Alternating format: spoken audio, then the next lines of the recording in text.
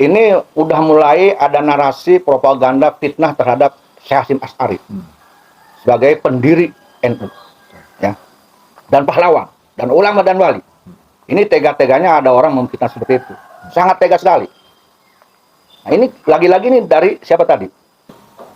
Jadi yang berkata itu adalah cucu dari Habib Utsman bin Yahya. Dan Habib Utsman bin Yahya itu kan ya seorang ulama dan mufti Batavia yang diangkat oleh Belanda. Di mana beliau itu mengatakan bahwa tidak ada bedanya antara Habib Utsman bin Yahya dan Hadratus Syekh Kiai Haji Hasyim Asy'ari untuk menolak perlawanan rakyat kepada penjajah gitu, Pak. Itu sebenarnya bagaimana sih, Pak? Jadi intinya Syekh Hasyim Asy'ari melarang rakyat untuk melawan penjajah. Penjajahnya siapa dulu nih? Belanda pada zaman itu. Surabaya. Ini lempar batu sembunyi tangan namanya. Ini udah mulai ada narasi propaganda fitnah terhadap Syekh Hasyim Asy'ari sebagai pendiri NU, ya, dan pahlawan, dan ulama dan wali. Ini tega-teganya ada orang memfitnah seperti itu, sangat tega sekali. Nah, ini lagi-lagi nih dari siapa tadi? Oknum Ba'alawi. Oknum Ba'alawi lagi aja nih. Ini mulai lagi nih. Tega-teganya sampai mengeluarkan narasi-narasi bok-brok yang meracuni rakyat Indonesia. Tokoh NU, pendiri NU, seorang wali, sampai tega difitnah seperti itu. Ya. Ini dusta sekali. Jis, ini gampang sekali ngejawab yang kayak gitu, gampang. Tetap kalau Abah mah bersandarnya atas bukti. Bukti aja. Karena hanya bukti itulah yang bisa dijadikan pegangan hukum, baik secara hukum negara maupun agama. Syekh Hasyim Asy'ari terbukti adalah seorang wali, seorang ulama, orang pribumi, pendiri NU yang menggemakan resolusi jihad. Tahun berapa? Tahun 45, tanggal 22 Oktober, resolusi jihad. Itu bukti melawan, perlawanan. Bukti yang kedua, Bung Tomo memakikan Allahu Akbar melawan Belanda. Itu atas izin dan perintah dan doa Syekh Hasyim Asy'ari. Itu bukti. Bukti ketiga, Syekh Hasyim Asy'ari mendirikan NU. NU itu untuk melawan Belanda. Mempersatukan ulama-ulama se-Nusantara untuk melawan Belanda. Itu karya, itu bukti. Ya, jadi yang menuduh Syekh Hasyim Asy'ari itu menghentikan perang melawan Belanda, jelas itu menurut Abah adalah pernyataan yang salah. Pernyataan yang salah sekali. Jangan disamakan dengan adanya bukti Habib Utsman bin Yahya yang memfatwakan geger Cilegon itu bukan jihad, dan itu ada buktinya, suratnya ada. Itu jelas ada bukti, nggak bisa ditolak. Wong suratnya beredar kok, ya kan? Ini bukan fitnah. Nah, itu jelas ada bukti. Belum lagi yang lainnya. Nah, kalau Syekh Hasyim Asy'ari, buktinya nyata yang tadi.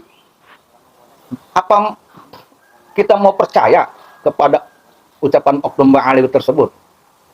Ini satu bukti. Henti-hentinya yang Abah dengar ini, Oknum Ba'alawi itu selalu menghinakan mayoritas nih. Menghinakan, merendahkan. Yang Abah dengar nih, diduga ya. Tapi banyak laporan ke Abah ini menghinakan, merendahkan ulama-ulama Nusantara, ulama pribumi. Dulu maupun zaman sekarang, bahkan zaman sekarang lebih banyak lagi yang tidak berakhlak.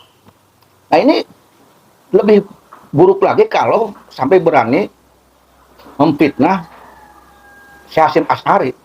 Ini sudah keterlaluan nih. Yang Abah heran nih, kenapa para pengurus NU kenapa diam aja? Syekh Hasyim Asy'ari ini difitnah sebut, kok diam aja? Ini tanda tanya ini. Apa menyetujui dengan ucapan Oknum Ba'alawi tersebut? oknum Habib tersebut setuju? Ini sangat aneh sekali. Masa diam aja? Syekh Hasyim Asy'ari difitnah seperti itu, masa nggak ada klarifikasi? Ini harusnya ada klarifikasi dari NU.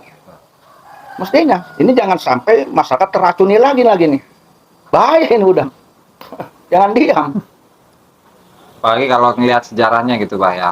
Hadratus Syekh itu pesantrennya sampai dibakar itu, Bah, sama Belanda. Oh pernah ya? Pernah, Bah. Lantaran dicurigai, oh ini ada indikasi perlawanan terhadap Belanda, sehingga untuk mematikan gerakan-gerakan itu pesantrennya sampai dibakar gitu. Iya, pesantrennya dibakar, dipenjara, kukunya dicabut, dipindahkan lagi penjaranya. Tapi kalau umpamanya nih, Syekh Hasyim Asy'ari melarang santrinya melawan Belanda ketika beliau sedang dipenjara, itu wajar. Itu hal yang wajar, itu siasat. Karena bagaimana mungkin santri akan perang melawan Belanda ketika Syekh Hasyim Asy'ari ada di penjara. Itu hal yang logis dan itu memang siasatul mulk, siasatul perang, itu siasat perang wajar.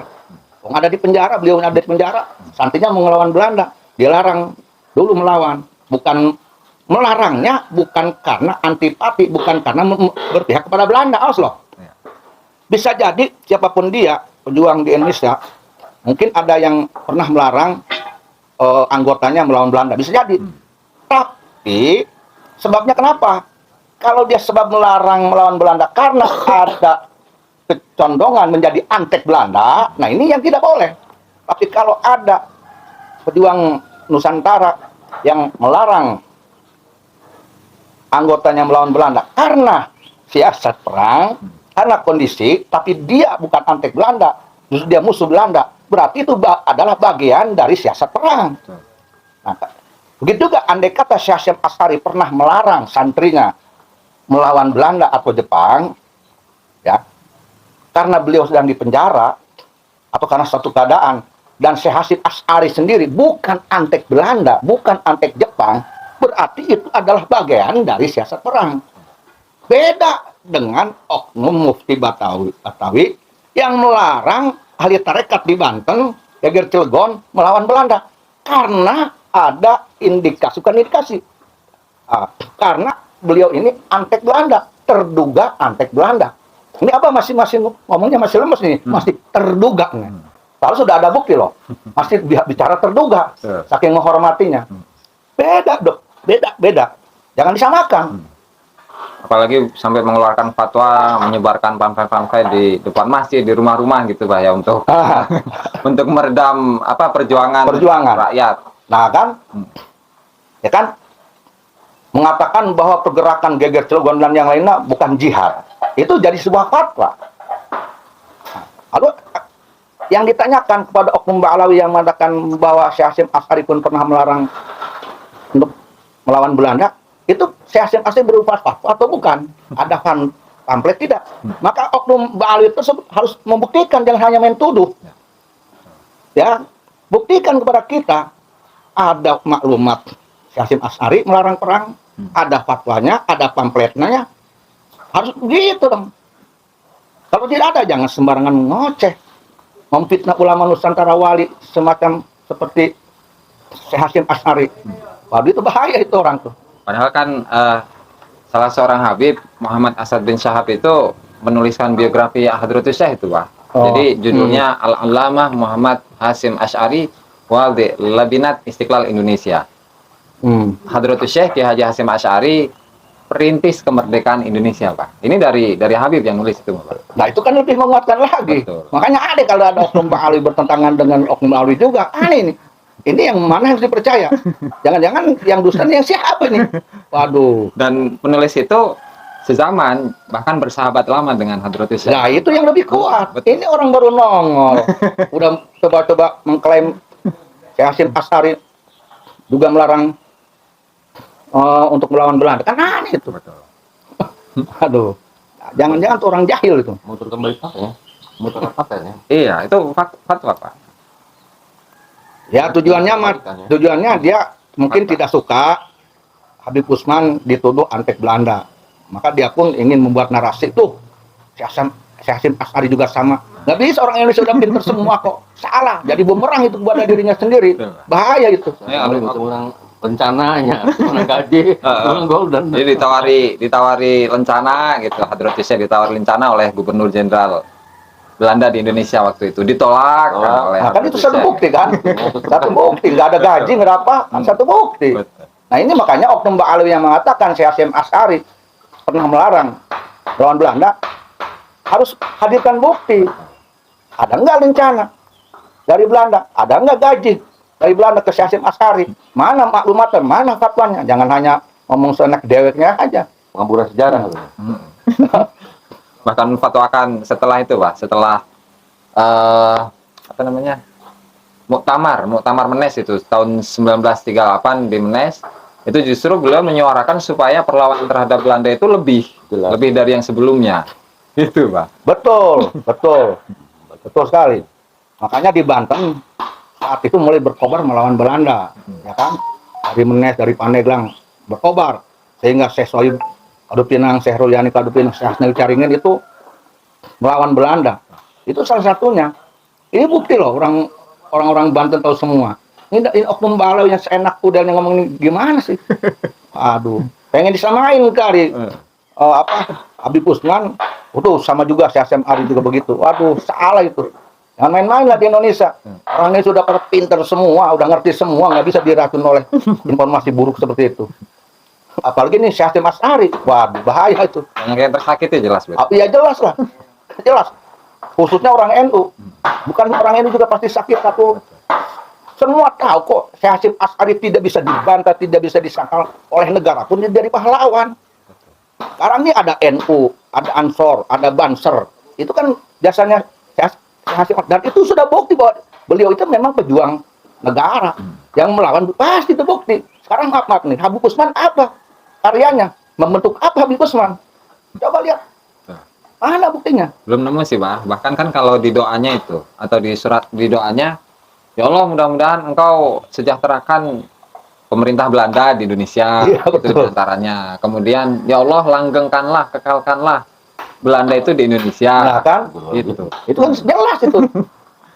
Ini ingin mengusir Belanda, ini malah supaya langgeng kan kacau beliau itu. Ya kan? Betul, Pak. Ya mestinya kalau memang umpamanya Habib Usman ini bukan antek Belanda seperti yang beredar di sini, ini beredar loh ya, di video dan sebagainya, ada bukti karya untuk membuktikan bahwa beliau memang pejuang NKRI, pejuang negara. Karyanya apa? Ya, perlawanan nggak Iya, ada yang malah di- karyanya yang sifatnya melawan Belanda. Buktinya mana perlawanan Belandanya?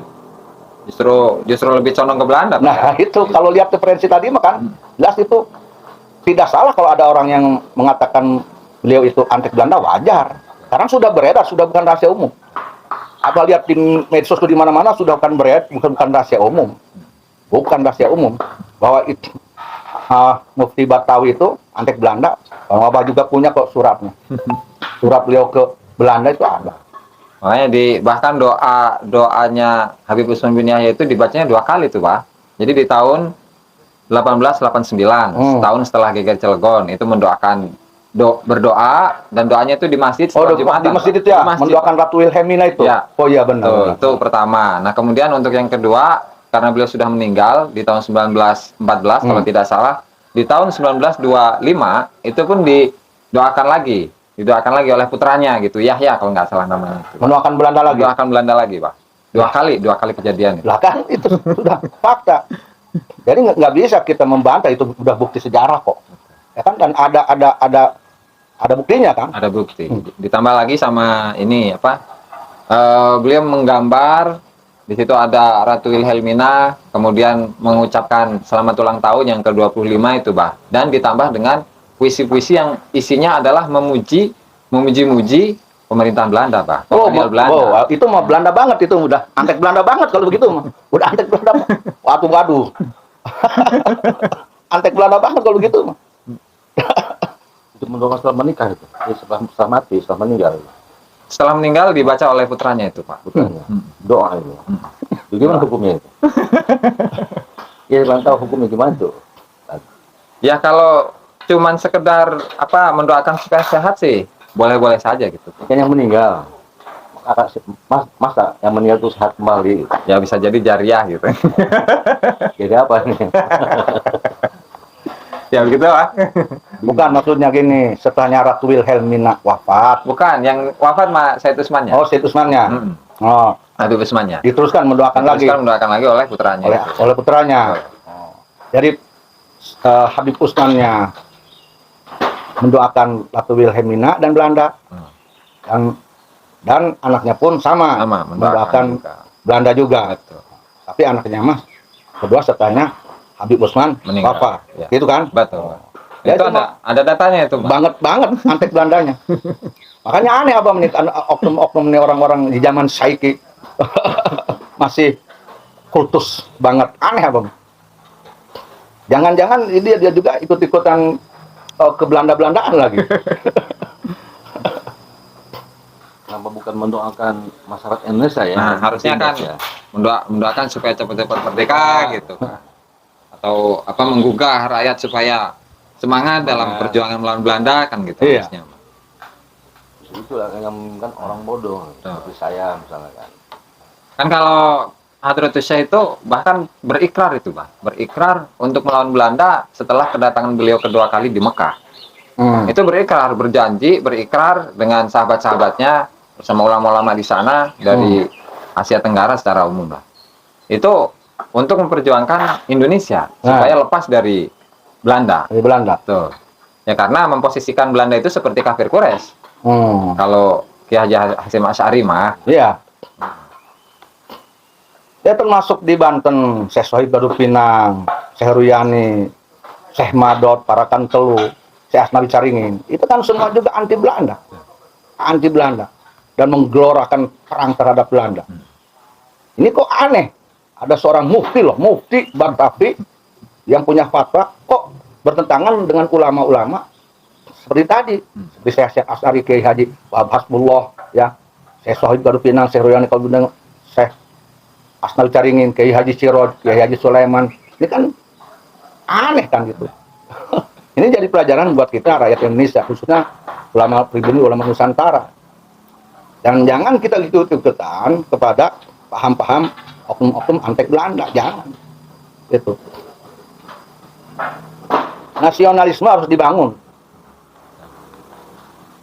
oleh kita-kita. Untuk apa? Untuk penguatan NKRI. Kalau nasionalisme, kecintaan kepada para pejuang, pada para pejuang pengusir penjajah, pada para pejuang pendiri bangsa ini hilang, kita akan mudah dijajah kembali.